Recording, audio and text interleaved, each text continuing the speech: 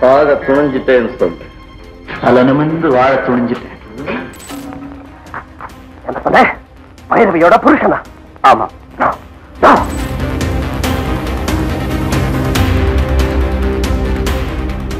லோகேஷ் இயக்கத்துல நடிகர் ரஜினி அண்ட் கமல் ரெண்டு பேரும் இணைந்து நடிக்கிறதா ஒரு தகவல் வந்து கடந்த சில வாரங்களா போயிட்டு இருந்தது. அத கமல் அவர்கள் வந்து ஒரு மேடையில கன்ஃபார்மும் பண்ணியிருக்காரு. இது மாதிரி நடக்க போகுது, ரெண்டு பேரும் இணைந்து நடிக்க போறாங்க அப்படின்ற மாதிரியான ஒரு விஷயத்தையும் அவர் சொல்லியிருக்காரு. அதுல இருந்தே ஒரு பயங்கரமான ஒரு எக்ஸைட்மெண்ட் தமிழ் சினிமா ரசிகர்கள் எல்லாருமே இருக்குது. குறிப்பா என்னன்னா ரெண்டு இருவேறு துருவங்கள் அப்படின்ற மாதிரி பார்த்துடலாம். 2 of the biggest stars Tamil சினிமால கரண்டா. அப்படி இருக்கும்போது அந்த ரெண்டு பேரும் ஒரே படத்துல நடிக்கிறாங்க. அதுவும் இப்போ இருக்கிறதுல one of the biggest market இருக்கிற டைரக்டர்ஸ்ல ஒருத்தர் டைரக்ட் பண்ண போறார் அப்படின்னும் பொழுது ஒரு மிகப்பெரிய எதிர்பார்ப்பு இந்த படத்தின் மீது ஆரம்பத்துல இருந்தே இருக்குது. இப்படி இருக்க இந்த படம் பாசிபிளா இல்லையான்ற ஒரு கொஸ்டினுமே இப்போ நிறைய பேர் வைக்க தொடங்கி இருக்கிறாங்க. குறிப்பா நம்ம எல்லாம் எடுத்தோம் அப்படின்னா இந்த படம் நடக்கிறதுக்கான பாசிபிலிட்டி என்னவா இருக்குது அண்ட் இந்த படம் என்ன மாதிரியான படமா இருக்க போகுது, ஓவராலா இதை சுற்றி இருக்கிற டிராமா, இந்த படத்தோடைய சந்தேகங்கள் எல்லாமே தான் இந்த வீடியோல பார்க்க போறோம். நம்பர் 1, இந்த படம் அதாவது ரஜினி அண்ட் கமல் ரெண்டு பேரும் இணைந்து ஒரு படத்துல நடிக்கிறதுக்கு லோகேஷ் கனகராஜ் வந்து ஃபர்ஸ்ட் டே ஒரு பிச் பண்ணியிருக்காரு. எப்போ அப்படின்னா கோவிடுக்கு முன்னாடி, அதாவது நடிகர் கமல்ஹாசனுடைய அந்த விக்ரம் திரைப்படம் ரிலீஸ் ஆகிறதுக்கு முன்னாடி இந்த ஒரு பிச் வந்து ரெண்டு பேருக்குமே இயக்குனர் லோகேஷ் கனகராஜ் வந்து பண்ணியிருக்கிறாரு. குறிப்பா அதே டைம்ல கமல்ஹாசன் வந்து ரஜினி அவர்கள்ட்ட ஸ்பீக்கர் போன்ல பேசி இது மாதிரியான ஒரு ப்ராஜெக்ட் இருக்கு நம்ம பண்ணலாம் அப்படின்னு சொல்லிட்டு லோகேஷ் முன்னாடியே சொன்னதாகவும் அவர் ஒரு இன்டர்வியூல சொல்லியிருக்கிறாரு. அண்ட் அது நடக்காம போனதுக்கு ஒரு மிகப்பெரிய காரணமா இருந்தது கோவிட் வந்ததுனால இந்த படப்பிடிப்பு எல்லாமே தள்ளி போகுது, நிறைய எக்கச்சக்க பிரச்சனைகள் வருது. அண்ட் அதனாலவே இந்த ஒரு ப்ராஜெக்ட் வந்து பிக்கப் ஆகாமலே போயிடுச்சு. அண்மையில கூலி படத்துக்கு முன்னாடி அந்த ரிலீஸுக்கு முன்னாடி நிறைய பேர்ட்ட இன்டர்வியூஸ் கொடுத்துட்டு வரும்போது லோகேஷ் கனகராஜ் வந்து ஒரு விஷயத்த மென்ஷன் பண்ணாரு. கதை வந்து மாறவே மாறாது, அதே கதை தான். ஆனா இப்போ மறுபடி அது பாசிபிளா இல்லையான்றது நம்ம பொறுத்து தான் பார்க்கணும். அந்த ரெண்டுக்குமே நடிகர் ரஜினியா இருக்கட்டும், நடிகர் கமலா இருக்கட்டும், அந்த ரெண்டு பேரும் அதுக்கு ஒத்துக்கிட்டாங்க அப்படின்னா நான் தயாரா தான்ப்பா இருக்கிறேன் அப்படின்ற ஒரு விஷயத்த சொல்லியிருக்காரு. இப்போ நான் ஒர்க் பண்ணிட்டு இருக்கிற எல்லா ப்ராஜெக்டையும் நான் இப்பவே கைவிட்டுட்டு கூட நான் போவேன், அந்த மாதிரியான ஒரு ப்ராஜெக்ட் அவங்க ரெண்டு பேரும் வந்தாங்க அப்படின்னா அப்படின்றதையுமே அவர் சொல்லியிருந்தாரு. அதனாலவே இப்போ என்னன்னா நெக்ஸ்ட் அவர் கைதி 2 பண்ண போறாரா, இல்ல ஆமீர் கானோட அந்த சூப்பர் ஹீரோ படம் பண்ண போறாரா அப்படின்னு நிறைய கேள்வி வந்துட்டு இருக்கும்போது இந்த ஒரு அனௌன்ஸ்மெண்ட் வந்ததுனால இப்போ மற்ற ரெண்டு படங்கள் எல்லாமே டிராப் ஆகுது அப்படின்ற ஒரு விஷயத்தையுமே தகவல் வந்து சினிமா வட்டாரங்கள்ல வந்ததையும் நம்மளால பார்க்க முடிஞ்சது. சரி, இப்போ இது என்ன படமா இருக்கும், இதோட கதை என்ன அப்படின்றது நெக்ஸ்ட் ஒரு கொஸ்டின். 2 வயதான கேங்ஸ்டர்ஸோடைய கதை அப்படின்றதையுமே அவர் முதல்ல சொல்லிட்டாரு. அந்த கதை வந்து முதல்ல இருந்தே மாறவே இல்லை. 2 கேங்ஸ்டர்ஸ்க்கான கதை தான் ஃபர்ஸ்ட்ல இருந்து அந்த கோவிடுக்கு முன்னாடி நான் பிச் பண்ண கதையாவும் இருக்குது. இப்போ நான் எடுக்க போறேன் அப்படின்னாலும் அது அந்த கதையா தான் இருக்கும் அப்படின்றத ஒரு திட்டவட்டமா சொல்லிட்டாரு. பட் அங்கதான் ஒரு பிரச்சனை இருக்கு. எதனாலனா கோவிடுக்கு முன்னாடி ரெண்டு பேருடைய மார்க்கெட்டும் இவ்வளவு பெருசு கிடையாது அப்படின்ற ஒரு விஷயத்த சொல்லியிருந்தார். எதனால அப்படின்னா அந்த டைம்ல விக்ரம் படம் வந்து ரிலீஸ் ஆகாத டைம், விக்ரம் படம் ரிலீஸ் ஆனதுக்கு அப்புறம் நடிகர் கமலுடைய மார்க்கெட் பல மடங்கு பெருசா இருந்தது. குறிப்பா ஏன்னா அது கிட்டத்தட்ட 500 கோடி வரைக்கும் அந்த திரைப்படம் வசூல் செஞ்சிருந்ததுனால விக்ரம் படத்துக்கு அப்புறம் கமல்ஹாசனுடைய மார்க்கெட் பல மடங்கு பெரிதாகிது. அதே மாதிரி அண்ணாத்த படம் ரிலீஸ் ஆனதுக்கு அப்புறம், குறிப்பா ஜெயிலர் படம் ரிலீஸ் ஆகிறதுக்கு முன்னாடி தான் அந்த ஒரு ஃபர்ஸ்ட் பிச் வந்து நடந்திருக்கு. அப்போ வந்து ரஜினி அவர்களோட மார்க்கெட்டுமே பெருசா இருந்தாலும் இந்த அளவுக்கு பெருசா இல்லை. இப்போ ரஜினி அவர்கள் பேக் டு பேக் 2 பேங்கர்ஸ் கொடுத்திருக்காரு. ஒன்னு ஜெயிலர், அது மிகப்பெரிய லெவல்ல வசூல் சாதனையா படைச்சது. இன்னும் சொல்ல போனா one of the biggest blockbuster, இன்னும் பிக்கெஸ்ட் பாக்ஸ் ஆஃபீஸ் ஹிட்ஸா ஜெயிலர் திரைப்படம் இருக்கு. அதே மாதிரி கூலி பார்த்துட்டோம் அப்படின்னா அது விமர்சன ரீதியா ஒரு கலவையான விமர்சனம் பெற்றிருந்தாலும், ரசிகர்கள் நிறைய பேர் ஏமாற்றி இருந்தாலும், பாக்ஸ் ஆஃபீஸ் ரீதியா மிகப்பெரிய சாதனையை படைச்சிருக்கு அப்படின்ற மாதிரி சொல்லலாம். இப்படி இருக்க கோவிடுக்கு முன்னாடி அந்த 2 நடிகர்களுடைய மார்க்கெட்டும் இப்போ அந்த 2 நடிகர்களுடைய மார்க்கெட்டும் டோட்டலா வேற பல மடங்கு உயர்ந்திருக்கு அப்படின்றத சொல்லியிருக்காரு. ஸோ இப்போ அந்த படம் நாங்கள் பண்றோம் அப்படின்னா ரஜினி அவர்களுடைய சம்பளமும் பெருசா இருக்கும், கமலோடைய சம்பளமும் பெருசா இருக்கும், அதே மாதிரி எனக்கு ஒரு சம்பளம் கொடுக்கணும் அப்படின்னு சொல்றதுனால இப்போ அது மிகப்பெரிய பட்ஜெட்டா அது மட்டுமே மாறிடும், சம்பளம் மட்டுமே பல கோடி வரும் அப்படின்ற ஒரு கன்சர்னை லோகேஷ் அவர்கள் ரைஸ் பண்ணியிருக்காரு. இதே கொஸ்டினை சீனியர் ஜேர்னலிஸ்ட் பிஸ்மி கிட்ட நாங்க ரைஸ் பண்ணும்போது அவரும் ஒரு விஷயத்த சொல்லியிருந்தார். என்ன அப்படின்னா, ஒருவேளை இந்த படம் எடுக்கிறாங்க அப்படின்னா ரஜினி அவர்கள் கிட்டத்தட்ட 200 கோடி வரைக்கும் சம்பளம் கேட்பாரு, அதே அளவு கமல்ஹாசனும் கேட்பாரு. கிட்டத்தட்ட அந்த சம்பளம் மட்டுமே 400 கோடி வரும். அது போக லோகேஷ்க்கு ஒரு 50 கோடி சம்பளமா இருக்கட்டும், இல்ல நம்ம அனிருத்துக்கு ஒரு 20 கோடி சம்பளமா இருக்கட்டும் அப்படின்னு சொல்லிட்டு நிறைய பேருக்கு இப்படி சம்பளம் அதிகமாயிட்டே இருக்கும். இப்படி சம்பளம் ஏற ஏற சம்பளத்துக்கு மட்டுமே கிட்டத்தட்ட 600 கோடி வரைக்கும் நீங்க செலவு பண்ணணும். அது போக படம் எடுக்கிறதுக்கு ஒரு 100 கோடி செலவு பண்ணா கூட 700 கோடி வரைக்கும் அந்த திரைப்படத்துக்காக நீங்க செலவிட வேண்டியிருக்கும். இதுவரைக்கும் வந்த தமிழ் சினிமா வரலாற்றிலேயே 700 கோடிக்கு மேல வசூல் செஞ்ச திரைப்படம் எதுவுமே கிடையாது.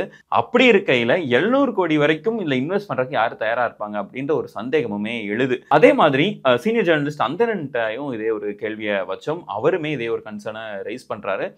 குறிப்பா இந்த 2 ஜேர்னலிஸ்டுமே சொல்ற இன்னொரு விஷயம் என்ன அப்படின்னு பாத்துட்டீங்க அப்படின்னா, கமல்ஹாசன் வந்து இப்ப நெக்ஸ்ட் அன்பறிவு மாஸ்டர் அவங்களோட இயக்கத்துல கமல்ஹாசன் ஒரு படம் நடிக்க இருக்கிறாரு. Rajinikanth on the other hand Jailer 2 படத்துல பிஸி ஆயிட்டு இருக்காரு. அதே மாதிரி அவர் பயோகிராஃபியுமே அவர் ஒர்க் பண்ணிருக்காரு. அவரோட பயோகிராஃபி அந்த ஜெயிலர் 2 திரைப்படம் ரிலீஸ் ஆனதுக்கு அப்புறம் அடுத்த ஒரு 6 மாசம் ஒரு பெரிய பிரேக் எடுக்க போறாரு.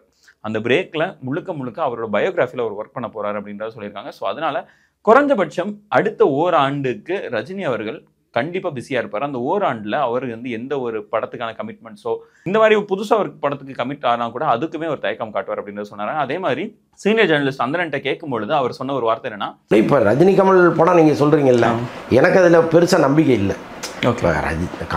கமல் வந்து மேடையில் அறிவிக்கிறாரு அந்த படம் வந்து வரப்போகுது அப்படின்னு பயங்கரமா எக்ஸைட்மெண்ட்லாம் முகத்தில் வச்சு சொல்றாரு. பட்டு அந்த நேரத்தில் ஏன்னா இப்போ லோகேஷ் கனகராஜ் வந்து ஒரு படத்தில் நடிக்க போறாரு, ஒரு 6-7 மாதம் அதில் ஓடி போயிடும். கமல் வந்து ஒரு படத்தில் நடிக்க போகிறாரு அனல் அரசு இயக்கத்தில், அதில் ஒரு 6-7 மாதம் ஓடி போயிடும். ரஜினி ஜெயிலர் 2, அதுக்கப்புறம் வேறொரு படத்தை பேசிகிட்டு இருக்காரு, ஒரு பெரிய டைரக்டர்கிட்ட பேசிகிட்டு ரஜினி அவர் தெலுங்கு பட டைரக்டர் ஒருத்தர்கிட்ட பேசிகிட்டு இருக்காரு. ஒருவேளை அதை கமிட் பண்ணி போயிட்டாருன்னா இது வந்து இன்னொரு 2 வருஷம் ஆயிரும். இந்த 2 வருஷத்துக்கு பிறகு லோகேஷ் கனகராஜ் எங்கே இருக்காரு, ரஜினி கமல் எங்கே இருக்காங்கிறதெல்லாம் இப்போ நம்ம முடிவு பண்ணவே முடியாது. இந்த படம் எப்போ வரும் நம்ம எதிர்பார்க்கலாம்?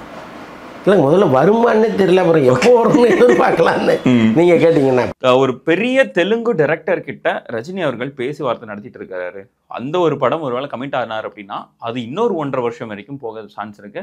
ஸோ இந்த ஒரு படத்துக்கு அவர் இமீடியட்டா கமிட்மெண்ட் கொடுக்குறதுல யோசிக்கிறாரு அப்படின்ற ஒரு விஷயத்தையுமே சொன்னார். ஸோ அப்படி ஆனாலும் 2 வருஷத்துக்கு அப்புறம் தான் அவரால் வர மாதிரியான ஒரு இது இருக்கும் அப்படின்னு சொல்லியிருக்காரு.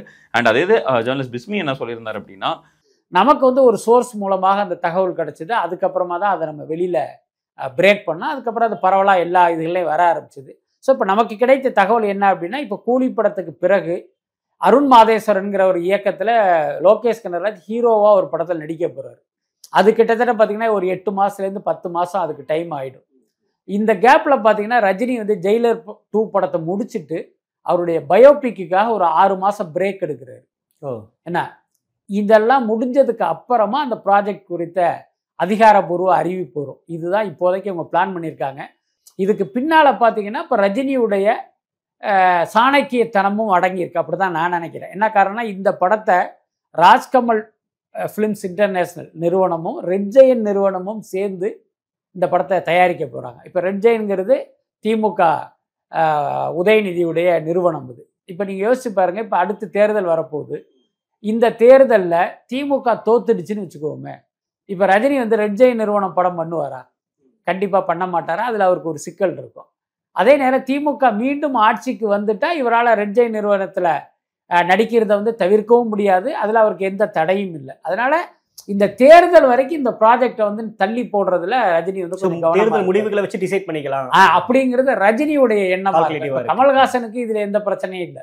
அடுத்த எலெக்ஷன் வரைக்குமே அவர் வெயிட் பண்றாரு. ஏன்னா இப்போ இந்த படத்தை இப்போ ஒருவேளை பிக்கப் ஆற மாதிரி கரண்ட் ஸ்டேட்டஸை பார்த்தோம் அப்படின்னா அதுல RKFI ராஜ்கமல் ஃபிலிம் இன்டர்நேஷனல் அதுவும் ரெட் ஜெயண்ட்டும் பண்ற மாதிரியான ஒரு இது இருக்கு. ஸோ ரெட் ஜெயண்ட் வந்து அஃப்கோர்ஸ் உதயநிதி ஸ்டாலின் அவர்கள்ட்ட இருக்கு. ஸோ இப்போ ஒருவேளை அடுத்த எலெக்ஷன்ல ஆட்சி மாறாட்டம் நடந்தது அப்படின்னா ஆட்சி மாறினதுக்கு அப்புறம் உதயநிதி ஸ்டாலினோட பேனர்ல ஒரு படம் பண்றது வந்து அவருக்கு அது கரெக்டா பிடிக்கல அப்படின்ற மாதிரியானவோ இல்ல அதுல வந்து கரெக்டா ஒத்து வராது அப்படின்ற ஒரு விஷயத்தையுமே அவர் சொல்லியிருந்தாரு. ஸோ அதனால கொஞ்சம் எலெக்ஷன் முடிகிற வரைக்குமாச்சு இந்த படத்தை சைன் பண்றதுக்கே அவர் வெயிட் பண்ணுவார் அப்படின்றதையுமே சொல்லியிருக்காரு.